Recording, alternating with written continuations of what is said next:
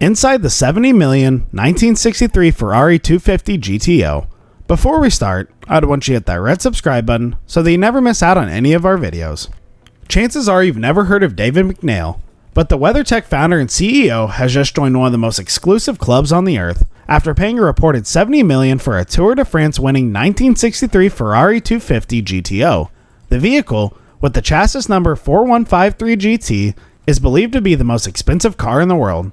Chicago-based McNeil amassed a fortune selling high-end floor mats and has used some of the profits to assemble a world-class car collection.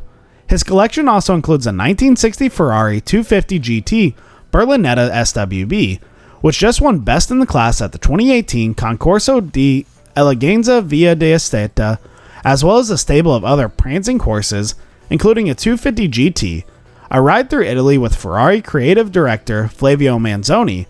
Only 39 examples of the 250 GTO were built by the legendary Italian Marque before 1962 and 1964, and it's extremely rare for an owner to part with one at any price. Some have declared that its value can't be measured in mere money. An exclusive club.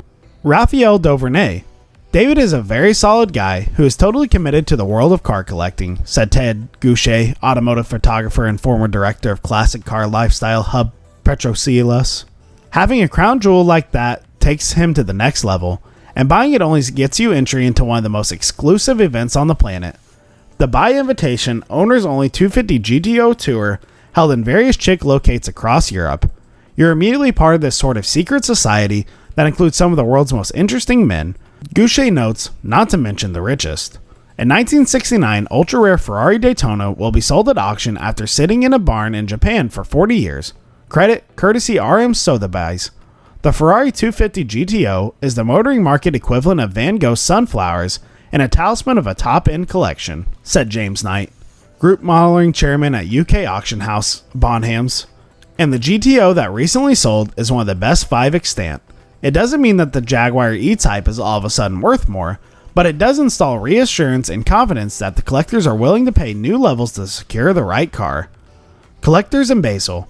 The good news for the MCH Group, producer of the Baselwood Watch Fair and the Global Art Basel event, which is launching a new series devoted to collector cars, known as Grand Basel. The inaugural September event in Switzerland will be followed by editions in Miami and Hong Kong next year.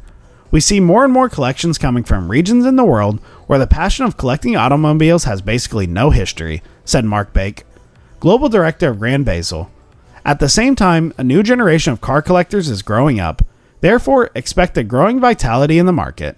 The Grand Basel events will feature around 200 carefully curated cars representing the best of the past, present, and future design. The vehicles will come in invitation-only list of dealers and brokers equivalent to high-end galleries and contemporary art nabobs who offer work to well-heeled patrons of Art Basel. British actor Idris Elba, a Bentley enthusiast frequently touted as the next James Bond, has signed on as a spokesmodel for Grand Basel, starring in a video in which he declares that cars are a lifelong obsession of mine and muses on their artistic merit.